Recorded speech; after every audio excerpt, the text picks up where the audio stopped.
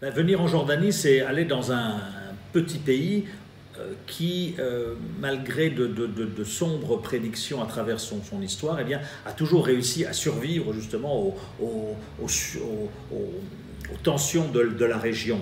La Jordanie, c'est un tout petit pays, beaucoup de désert, entre Israël à l'ouest, l'Irak à l'est, la Syrie au nord, l'Arabie saoudite au sud, donc au milieu de voisins particulièrement encombrants. C'est un pays qui a accueilli dans son histoire des vagues de réfugiés palestiniennes en 1967, ensuite irakiennes après 2003, ensuite syriennes depuis 2011, mais qui a toujours réussi finalement à intégrer ces réfugiés, à toujours survivre, surmonter les difficultés.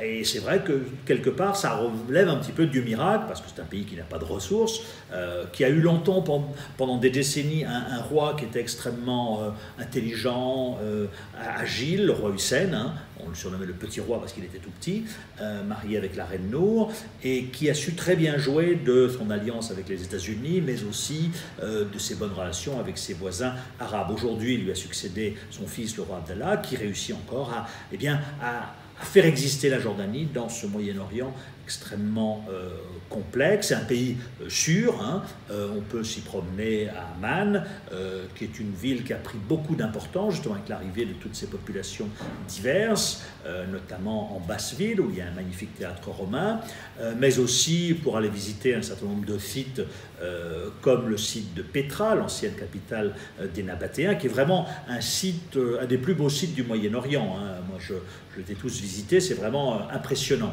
On aura l'occasion d'avoir un dîner privé dans un site qui s'appelle Little Petra. Ensuite, on remontera le long du Jourdain pour aller sur la mer Morte côté jordanien, en passant par Madaba, qui est une ville chrétienne, où il y a de magnifiques mosaïques. Et puis ensuite, on remontera vers Djerach, qui est aussi un très beau site romain, donc au nord d'Amman. Donc voilà, c'est un pays qui a toujours effectivement suscité des interrogations, parce que, eh bien, on s'est toujours inquiété beaucoup pour cette stabilité du royaume des Thèbes, mais en fait, eh bien, il a toujours survécu parce qu'il a su toujours, eh bien,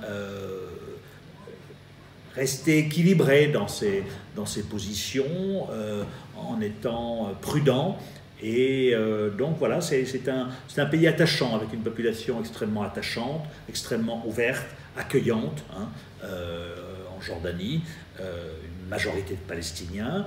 Et donc voilà, c'est un petit pays qu'il convient de découvrir quand on veut avoir une image du Moyen-Orient.